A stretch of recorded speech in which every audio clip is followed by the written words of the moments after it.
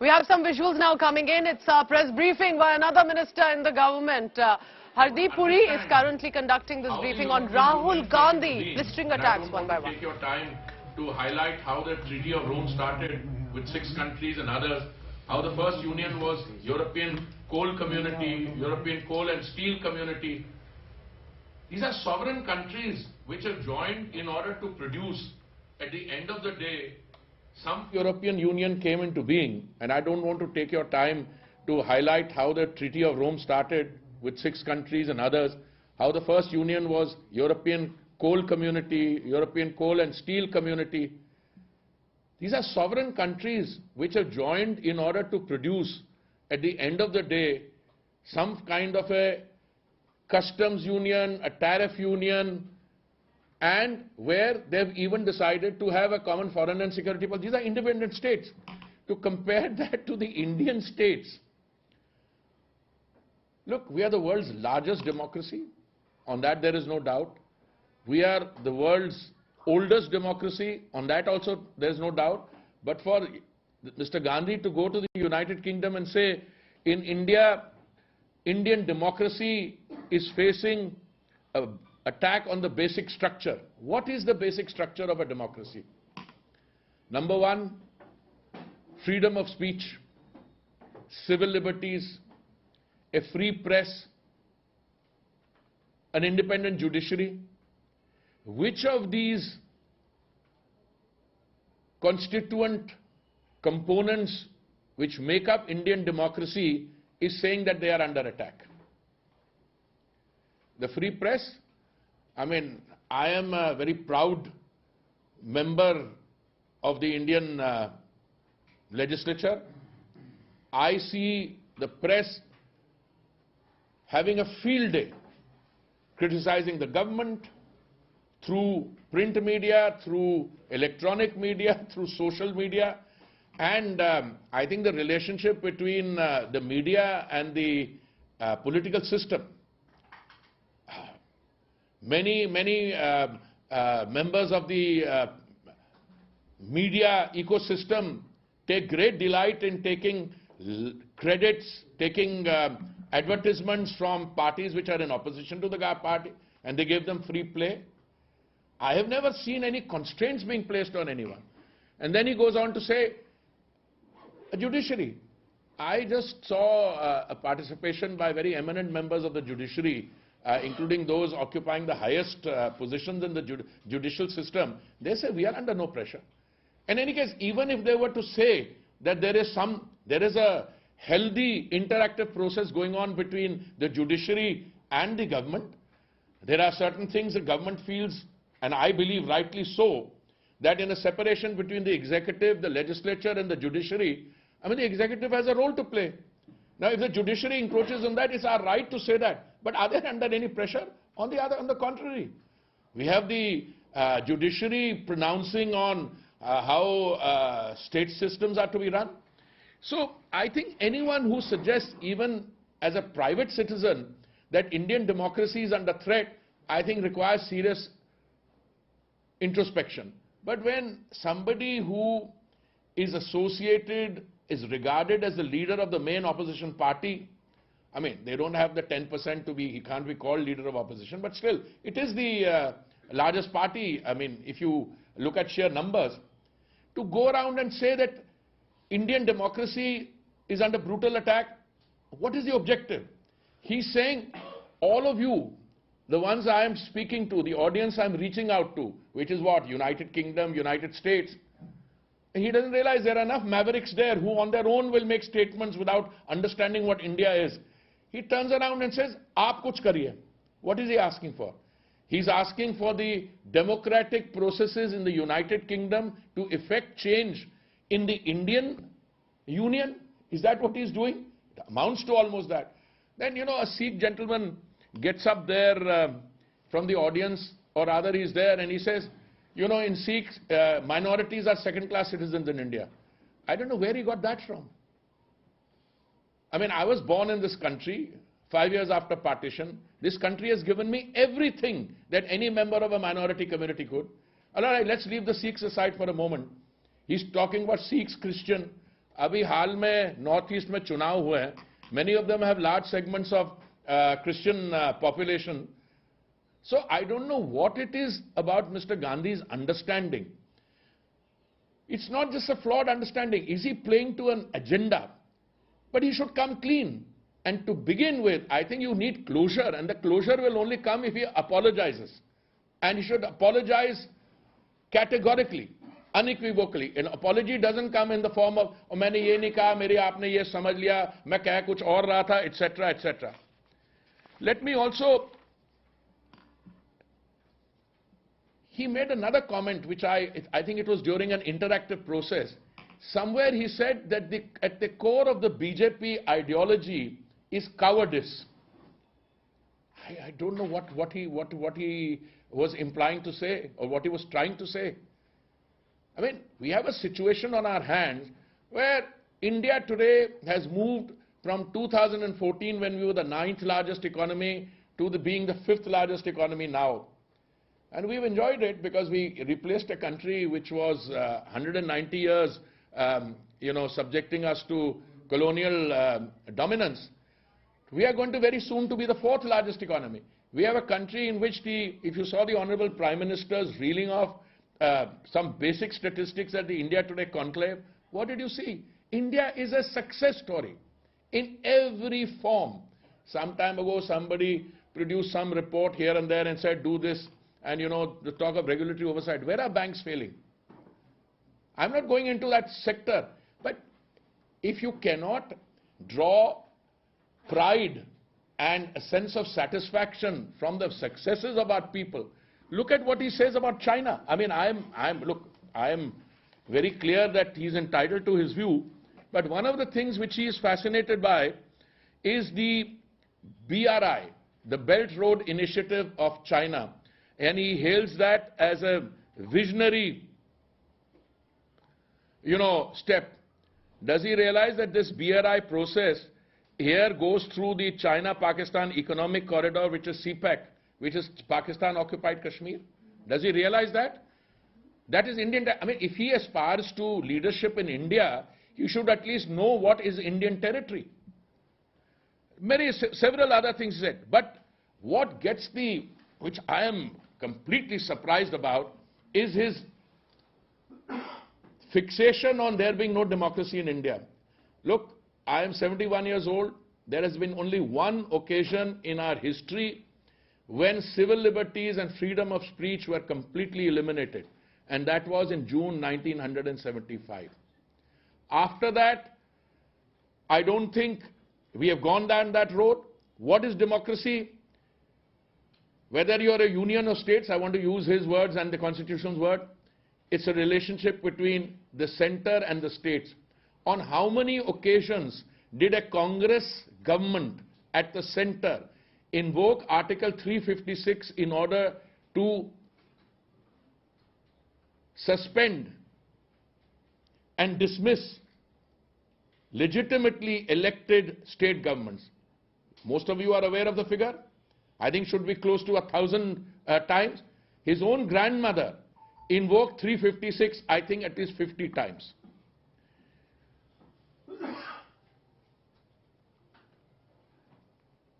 This gentleman took an oath as a member of parliament, and that oath has some very clear language in it. Very clear language in it. I find his personal attacks require at least two comments. One, what has his party been associated with? I cited to you 1975, the imposition of the emergency, but there's another one I want to cite to you, where in the year 2009, Section 66A was inserted in the Indian Information Technology Act by the Manmohan Singh government, threatening citizens with punishment for sending messages and mails. 1975 की बात कर रहा हूं, और उसके बाद 2009 तक मैं लाया हूं आपको. और जब इन्होंने सेक्शन 66A इंसर्ट करने की कोशिश की, this was struck down by the Supreme Court in 2015 in the famous Shreya Singhal case. So here you're talking about democracy being in threat when your own family history, what you have done in the Congress party in terms of suspending civil liberties, curtailing freedom of speech in 1975. Now I could go on, etc. Baki, you take the other examples. A journalist from a prominent channel is bullied into submission when his party was in power in Maharashtra. I have so many other examples, but I'm going to stop here because mujhe lagta hai we have a time this thing, and you have many other stories to comment. Also, if you have any questions, I'm always happy. Will Parliament functions and will you arrange press for This is absolutely a call that he has to make. He should apologize unambiguously, because you know he goes and has a press. मैंने ये नहीं कहा था, मैंने वो नहीं कहा था, इसकी अरे भाई say मेरे से गलती हो गई, I apologize. I think from my understanding is that will pave the way and facilitate a functioning of Parliament. It doesn't, because Congress is very much adamant. Congress is saying what he has said has absolutely nothing. It's not wrong at all. What he said is not wrong. Yes, this is what the Congress. I mean, I gave you many things which I have picked up from his wisdom which he has espoused in the UK. Which of this is correct? And by the way, I think his tutor also needs to provide a qualification. Somewhere he said, unfortunately for me, that I am a member of Parliament. So there was a gentleman sitting next to him who sometimes behaves as his tutor. He said, don't say for me, for you. Now, I am a member of Parliament. I'm very proud to be a member of Parliament. I have had a life earlier also. I brought great professional satisfaction from that life. But you feel unfortunate that you're a member of Parliament? Shouldn't be that fortunately, because of my family history, I'm also a member of Parliament. I don't know what he was trying to say. Now, Parliament's functioning, if he thinks unfortunately that for him that he's a member of Parliament, or unfortunately, as the other gentleman said, for you that I'm a member of Parliament, pata nahi, I don't know. I think we should get a clarification on who's fortunate or who's unfortunate. But these kinds of antics are very unfortunate for Parliament, that you have people like this who claim to be associated with a history, with a contribution to the independence of India, and then go and make these absurd statements. Mamta said that BJP wants to make Rahul Gandhi a leader. They want to keep Rahul Gandhi at center stage because it suits BJP. In fact, she also says that Rahul Gandhi is Narendra Modi's biggest TR. देखिए, मैंने भी वो ममता जी की statement देखी है, पर मैंने उनको उन सुर्खियों में देखी है statement. I have not seen the full statement, so I can't. But there are other people who are saying that political parties should draw up their assets and liabilities list. And all I can say is, I don't think Rahul Gandhi makes these statements after consulting us. When he goes to the UK, I don't think he was in touch with any one of us. In fact, he has decided to make a statement whether he wants to be, whose TRP ratings are being affected. There's a counterpoint of view that when he makes a statement like this, he gets a lot of oxygen. I mean, after all, this is a lovely morning and I'm beginning to spend a time with you before giving you a cup of tea, but which will also come. But so I think these are questions which Mr. Gandhi has to offer. Now, is the opposition all in one? I mean, look, the citizens of India are very mature. The ones which come into Parliament have absolute, experience, the wealth of experience, wealth of wisdom. Not many people would want to associate with this. But for anyone to suggest that he's doing it at our bidding, that I'm afraid I will have to take issue with that.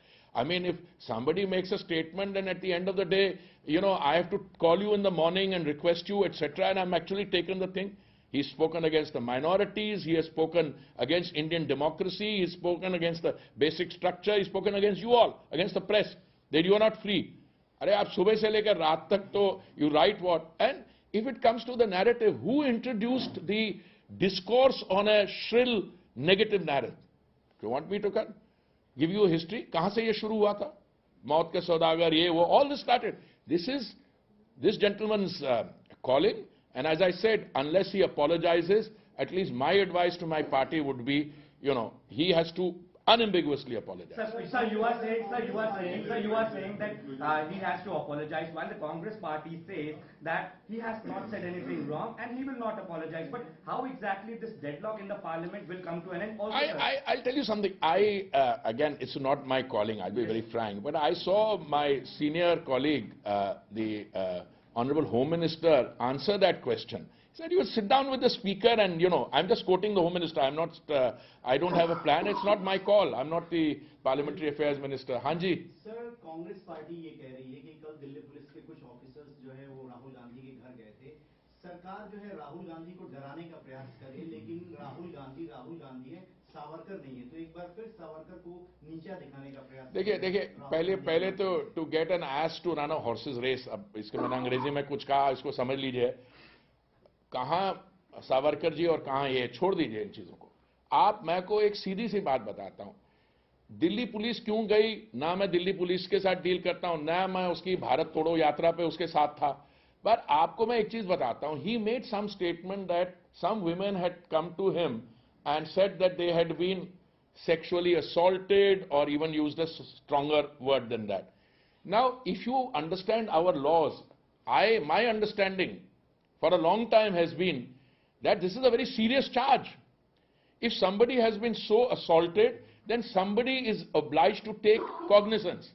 And once that cognizance is taken, the rest follows in automatic fashion. So, if you don't take cognizance, then I think the concerned commission would be wrong. If you take cognizance, then somebody has to go and say, भाई साहब आपने ये statement की है. अगर आप इस कमरे के बाहर जाके किसी के बारे कुछ statement कर देते हो और आज social media आप कह रहे हो constrained है, मुझे तो लगता है इतनी freedom किसी दुनिया में किसी देश में नहीं है. आप एकदम फटाफट कोई चार्ज इधर का होगा उधर का होगा पहुंच जाएगी इधर, फिर क्या होगा उसके बाद? You have to inquire. So somebody is asking him. So I don't know, what did he say? कि कुछ 10 दिन के बाद बताएंगे? Yes, short time, sir, for 7 to 8 days. 8 to 10 days. But he will then jog his memory to find out who told him. No, it's fair enough, but once he provides the information.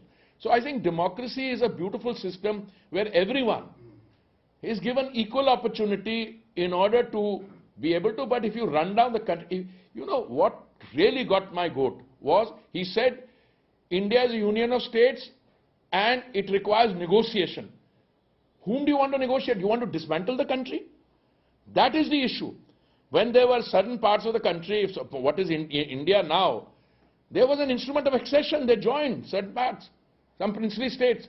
He wants to open it, requires negotiation.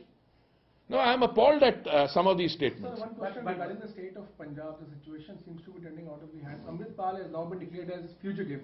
How do you see the I think you're touching on a very important subject that will require a separate press conference, and I'm sure. I spent 39 years as a civil servant. One thing I don't do is to tell you how to run your newspaper or comment on another ministry's this thing. You're absolutely right. There is a lot of prime time which is.